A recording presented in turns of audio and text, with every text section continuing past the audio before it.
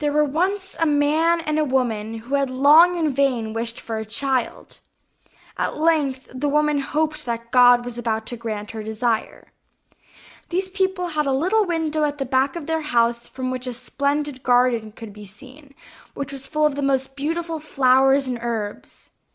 It was, however, surrounded by a high wall, and no one dared to go into it because it belonged to an enchantress, who had great power and was dreaded by all the world.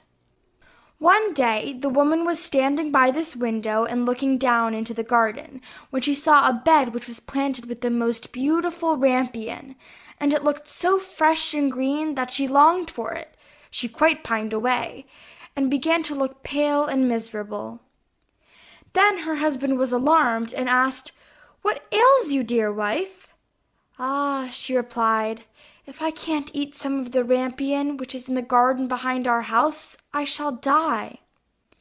The man, who loved her, thought, "Sooner than let your wife die, bring her some of the rampion yourself, let it cost what it will." At twilight he clambered down over the wall into the garden of the enchantress, hastily clutched a handful of rampion, and took it to his wife. She at once made herself a salad of it and ate it greedily. It tasted so good to her, so very good, that the next day she longed for it 3 times as much as before. If he was to have any rest, her husband must once more descend into the garden. In the gloom of evening, therefore, he let himself down again, but when he had clambered down the wall he was terribly afraid, for he saw the enchantress standing before him.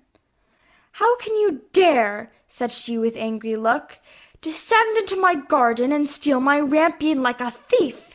You shall suffer for it." "Ah," answered he, "let mercy take the place of justice. I only made up my mind to do it out of necessity. My wife saw your rampion from the window and felt such a longing for it that she would have died if she had not got some to eat." Then the enchantress allowed her anger to be softened, and said to him, "If the case be as you say, I will allow you to take away with you as much rampion as you will. Only I make one condition. You must give me the child which your wife will bring into the world. It shall be well treated, and I will care for it like a mother." The man in his terror consented to everything, and when the woman was brought to bed, the enchantress appeared at once, gave the child the name of Rapunzel, and took it away with her.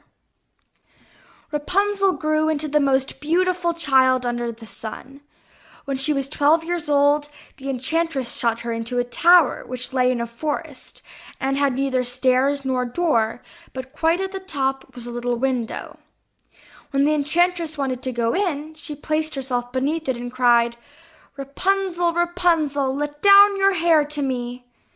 Rapunzel had magnificent long hair, fine as spun gold, and when she heard the voice of the enchantress, she unfastened her braided tresses, wound them round one of the hooks of the window above, and then the hair fell 20 ells down, and the enchantress climbed up by it.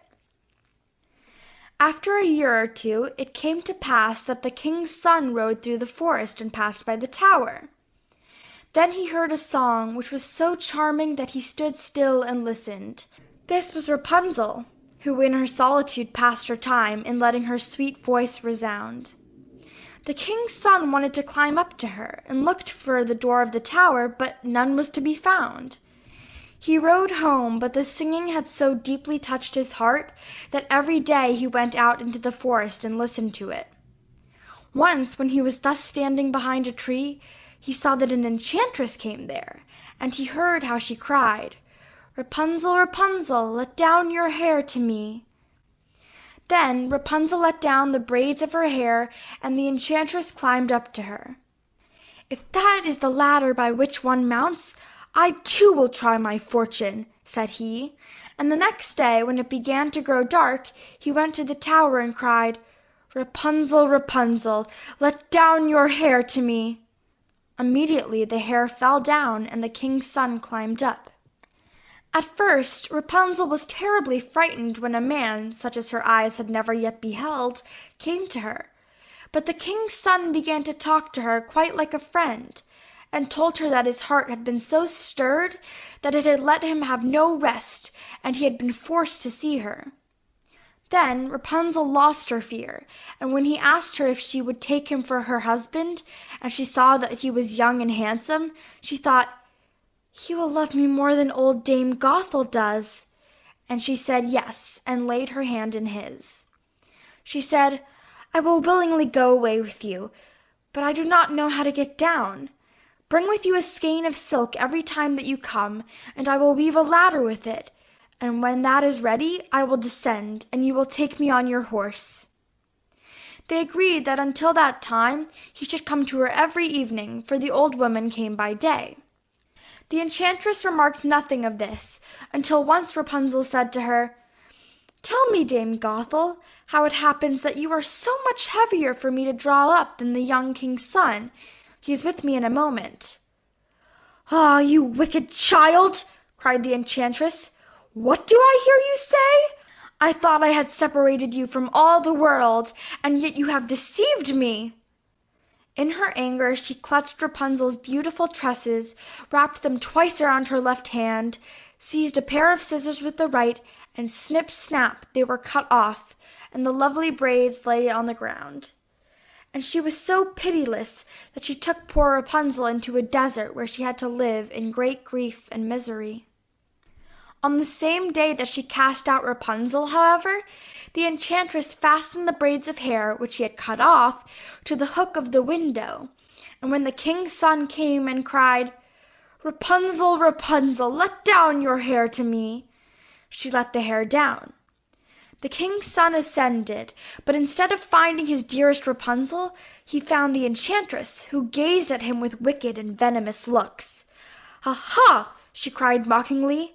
"You would fetch your dearest, but the beautiful bird sits no longer singing in the nest. The cat has got it, and will scratch out your eyes as well. Rapunzel is lost to you. You will never see her again." The king's son was beside himself with pain, and in his despair he leapt down from the tower. He escaped with his life, but the thorns into which he fell pierced his eyes.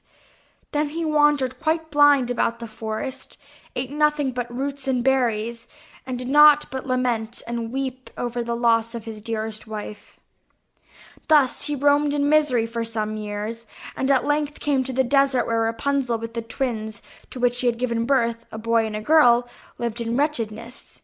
He heard a voice, and it seemed so familiar to him that he went towards it, and when he approached, Rapunzel knew him and fell on his neck and wept.